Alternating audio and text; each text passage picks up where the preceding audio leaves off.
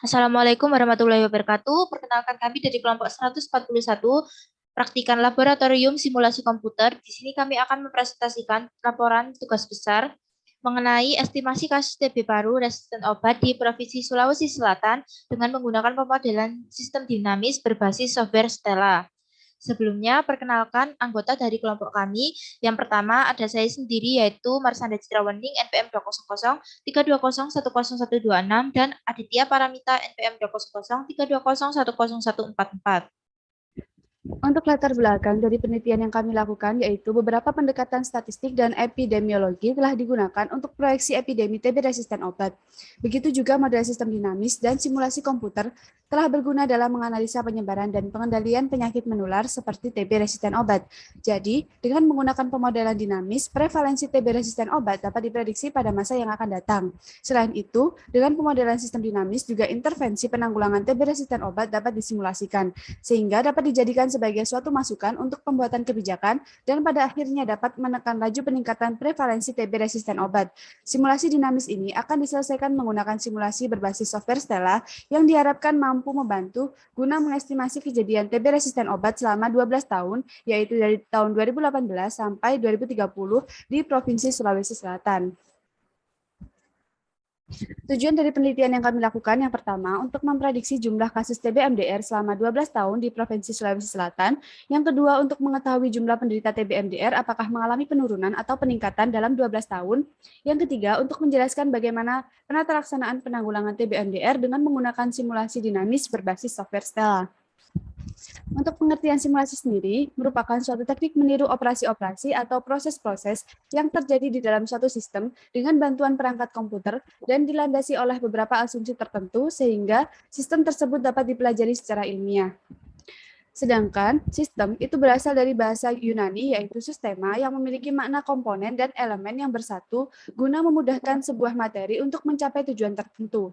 Berdasarkan pengertian sistem tersebut, berarti sistem terdiri atas komponen, elemen, dan juga anggota. Sedangkan untuk metode sistem dinamis merupakan salah satu metode pemodelan sistem yang dapat memodelkan suatu sistem yang kompleks. Karakteristik sistem ini yaitu terdapat perubahan perilaku sistem terhadap waktu, dan terdapat hubungan umpan balik pada entitas di dalam sistem. Tujuan dilakukan pemodelan sistem ini untuk memprediksi dan menentukan suatu kebijakan berdasarkan model sistem. Untuk metode sistem dinamis awalnya dikembangkan oleh J. Forrester pada tahun 1963 dalam bukunya yaitu Principle of System yang digunakan untuk analisis kegiatan industri. Metode ini terus berkembang sampai sekarang dan mengalami penyempurnaan yang berkelanjutan. Pada sistem dynamic modeling, konsep sebab akibat diwujudkan dalam bentuk CLD. Diagram tersebut berisi serangkaian variabel yang masing-masing merepresentasikan proses atau status dan membentuk serangkaian proses dengan penekanan pada aspek sebab akibat. Diagram yang bersifat kualitatif ini bermanfaat untuk merepresentasikan model mental atau konseptual para perancangan sistem, merepresentasikan hipotesis mengenai penyebab dinamika sistemnya, mengkomunikasikan aspek umpan balik penting yang diyakini akan sangat berperan dalam suatu sistem. Kemudian setelah diketahui hubungan antar variabel, selanjutnya adalah membuat stock flow diagram yang merepresentasikan hubungan antara variabel-variabel yang sudah diidentifikasi sebelumnya. Stock flow diagram ini dibuat agar simulasi terhadap sistem bisa dilakukan di komputer. Stock flow diagram sebagai konsep sentral dalam teori sistem dinamik. Stok adalah akumulasi atas pengumpulan dan karakteristik keadaan sistem dan pembangkit informasi di mana aksi keputusan didasarkan padanya. Sedangkan stok digabungkan dengan rate atau flow sebagai aliran informasi sehingga stok menjadi sumber ketidakseimbangan dinamis dalam sistem. Kemudian Stella adalah singkatan dari System Thinking Experimenter Learning Laboratory with Animation. Stella adalah software bahasa pemrograman visual atau Visual Programming Language yang menggunakan prinsip model dinamis dengan berorientasi objek. Program ini pertama kali didesain dan diperkenalkan oleh Barry Richmond pada tahun 1985 dan dikembangkan oleh ISEE System. Kemudian tuberkulosis merupakan suatu penyakit infeksi menular langsung yang disebabkan oleh kuman Mycobacterium tuberculosis yang sebagian besar menyerang paru. Sumber penularannya adalah pasien tuberkulosis BTA positif pada saat batuk atau bersin. Penyebaran kuman ke udara dalam bentuk percikan dahak atau droplet nuklei yang sekali batuk itu dapat menghasilkan sekitar 3.000 percikan dahak. Kuman yang menyebar di udara kemudian terhirup ke dalam paru orang yang sehat sehingga dapat terkena infeksi. Selama ini, penyakit infeksi seperti TB diatasi dengan penggunaan antibiotik. Namun, banyak penderita yang telah menunjukkan resistensi terhadap obat ini pada lini pertama. Pengobatan kasus tuberkulosis resisten obat selalu menggunakan kombinasi OAT lini kedua. Efek samping OAT lini kedua lebih besar daripada OAT lini pertama, sehingga mempengaruhi kualitas hidup si penderita. Penderita akan mengalami gangguan fisiologis, keuangan, dan juga psikologis. TB resisten obat lebih sering terjadi pada pasien yang tidak menggunakan obat secara teratur, tidak meminum semua obatnya, kembali mengidap penyakit TB setelah terapi, dan pulang dari negara dengan prevalensi TB resisten obat yang tinggi. Kemudian berikut ini adalah flowchart penelitian yang kami lakukan dengan pengumpulan data, yaitu yang pertama data jumlah kasus TB-MDR, yang kedua data pasien TB-MDR, yang ketiga presentase penurunan, yang keempat presentase peningkatan jumlah kasus TB-MDR, yang kelima presentase penularan, yang keenam presentase sakit TB-MDR yang diolah menggunakan sistem dinamis berbasis software Stella. Kemudian untuk running programnya akan dijelaskan oleh rekan saya. Selanjutnya di sini saya akan memprogram dengan aplikasi Stella untuk studi kasusnya, yaitu estimasi kasus TB baru resisten obat di Provinsi Sulawesi Selatan.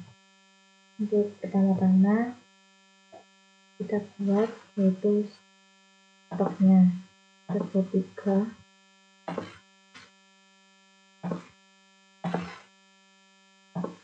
Ini selanjutnya kita buat flow.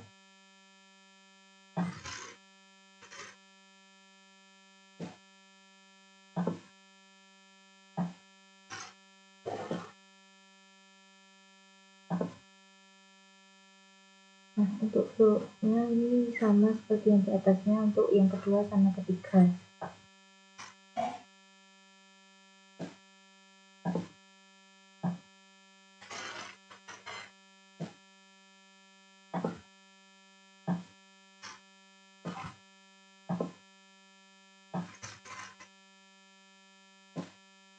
Selanjutnya memberi ini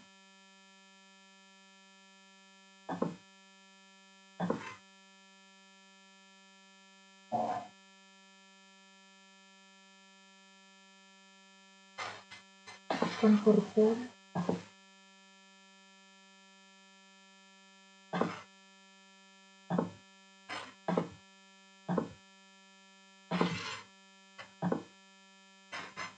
itu kita beri nanah pada masing-masing konverter stok sama flow-nya. Untuk konverter pertama itu kita beri nama presentase penurunan. Terus untuk flow-nya penurunan kasus TB MDR atau TBRO.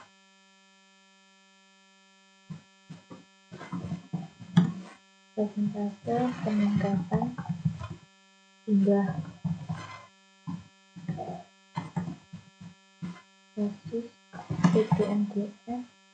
Untuk flow-nya peningkatan kasus TB-MDR. Lalu untuk stoknya kita beri nama jumlah kasus TB-MDR. Setelah itu kita beri nama semuanya. Untuk flow yang kedua ini tumbuh. Step flow yang kedua reduksi kasus. Flow yang ini konverternya hasilnya cocok dengan antibiotik. Lalu untuk flow-nya berobat. Selanjutnya ke stok ketiga, yaitu pasien TB-MDR. Untuk konverternya beri nama presentase sakit TB-MDR. Yang kedua kita beri nama presentase penularan. Lalu untuk flow-nya kita beri nama jumlah yang terkena TB/MDR ini adalah penularan TB/MDR. Nah, jika sudah, lalu kita beri action connector di persentase penurunan ke penurunan kasus TB/MDR, lalu dari jumlah kasus TB/MDR ke penurunan kasus TB/MDR, dari persentase peningkatan jumlah kasus TB/MDR ke peningkatan kasus TB/MDR, yaitu dari jumlah kasus TB/MDR ke peningkatan kasus TB/MDR. Selanjutnya, dari jumlah kasus TB/MDR ke tinggi, lalu dari reduksi kasus ke sembuh. Selanjutnya, dari pasien cocok dengan antibiotik dasar ke berobat, lalu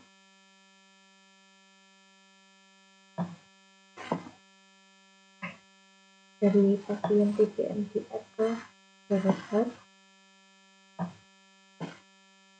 Selanjutnya, dari pasien TB/MDR ke penularan TB/MDR, dari pasien TB/MDR ke jumlah yang terkena TB/MDR, lalu persentase penularan ke penularan TB/MDR, dan persentase sakit TB/MDR ke jumlah yang terkena TB/MDR. Selanjutnya kita akan mengisi data. Nah, data yang dimasukkan adalah ini. Ini ada tipe. Lalu caranya dengan ini kita tekan 2 kali. Ini kita ketik 100. Lalu oke. Persentase penurunan 0,02 kan 2% menjadi 0,02. Selanjutnya persentase peningkatan banyak 1% atau 0,07. Lalu oke. Lalu penurunan kasus TB/MDR ini adalah persentase penurunan dikalikan dengan jumlah kasus TB/MDR. Lalu oke. Peningkatan kasus TB/MDR adalah persentase peningkatan jumlah kasus TB/MDR yang dikalikan dengan jumlah kasus TB/MDR. Oke. Sama dengan yang sebelumnya, untuk reduksi kasusnya yaitu kita pilih variabel, kita pilih flow berobat, lalu oke. Selanjutnya sembuh. Itu reduksi kasus kurangi jumlah kasus TB/MDR. Selanjutnya, pasien yang cocok dengan antibiotik dasar yaitu 1. Lalu oke. Untuk berobat, pasien yang cocok dengan antibiotik dasar kita kalikan dengan pasien TB/MDR. Selanjutnya, untuk pasien TB/MDR itu 600. Selanjutnya, persentase penularan 3% atau 0,03. Persentase sakit TB/MDR adalah 2% atau 0,02. Oke.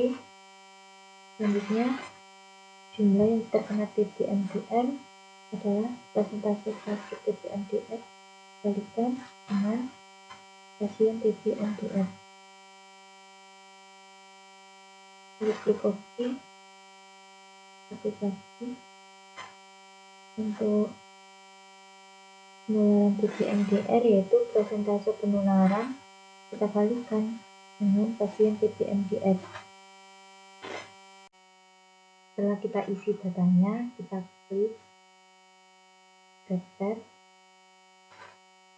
kita pilih dan tabel tab. Kasih 2 kali. Ini jumlah kasus TB-MDR, pasien TB-MDR, reduksi kasus, berobat, dan sembuh. Lalu oke. Selanjutnya untuk tabel tabnya juga sama, jumlah kasus TB-MDR, pasien TB-MDR, reduksi kasus, berobat, dan sembuh. Lalu kita oke. Selanjutnya run transfer dari 1 ke 12, DC-nya 1, unit of time-nya years. Sudah kita oke. Lalu kita run. Nah, jadinya seperti ini.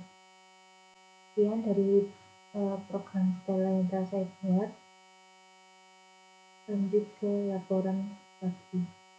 Selanjutnya di sini saya akan membacakan hasil dan pembahasan. Berikut merupakan model simulasi dari software Stella. Setelah program di running akan keluar seperti ini. Selanjutnya ada output yaitu GradePad yang pertama. Analisanya adalah pada grafik di samping dapat disimpulkan bahwa dari tahun 2018 sampai tahun 2030 kejadian TB-MDR atau TB resisten obat mampu mengatasi bertambahnya jumlah kasus TB-MDR yang ada yang ditunjukkan oleh grafik berwarna biru. Hal ini dikarenakan adanya kesadaran dari jumlah pasien yang berobat sehingga pasien yang terkena TB-MDR akan sembuh dan hal ini akan mempengaruhi reduksi kasus TB-MDR. Selanjutnya, output kedua adalah tabel PET. Pada pasien berobat dengan pasiennya yang cocok dengan antibiotik dasar sebesar 100%, serta bertambahnya tabel PET di atas bahwa jumlah kasus TB-MDR di tahun 2018 sampai tahun 2030 berbanding lurus dengan pasien TB-MDR dan reduksi kasus. Artinya, peningkatan jumlah pasien yang cocok dengan antibiotik dasar harus diimbangi dengan peningkatan pasien TB-MDR yang berobat dan akan terjadi penurunan atau reduksi kasus dari TB-MDR.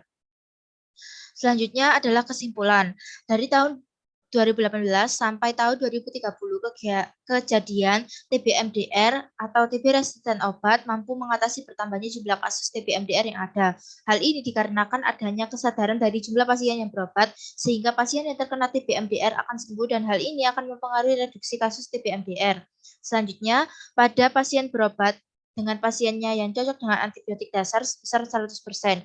Jumlah kasus TB-MDR di tahun 2018 sampai tahun 2030 berbanding lurus dengan pasien TB-MDR dan reduksi kasus. Artinya, peningkatan jumlah pasien yang cocok dengan antibiotik dasar harus diimbangi dengan peningkatan pasien TB-MDR yang berobat dan akan terjadi penurunan atau reduksi kasus dari TB-MDR.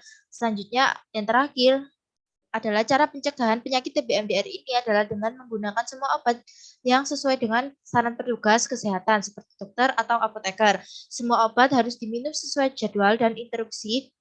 Tidak boleh ada dosis yang terlewat maupun penghentian pengobatan lebih awal. Selanjutnya, yaitu saran yang kami berikan untuk penelitian. Yang pertama, sebaiknya peneliti selanjutnya menggunakan software lain seperti Vensim agar lebih terperinci dalam memprediksi jumlah kasus TB-MDR ini. Kemudian yang kedua, sebaiknya pemerintah Sulawesi Selatan meningkatkan sosialisasi mengenai bahaya penyakit TB karena mampu tertular lewat udara.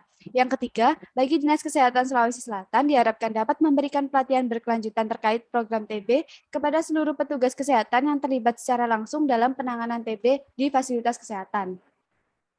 Sekian presentasi yang dapat kelompok kami sampaikan, kurang lebihnya kami mohon maaf. Terima kasih. Wassalamualaikum warahmatullahi wabarakatuh.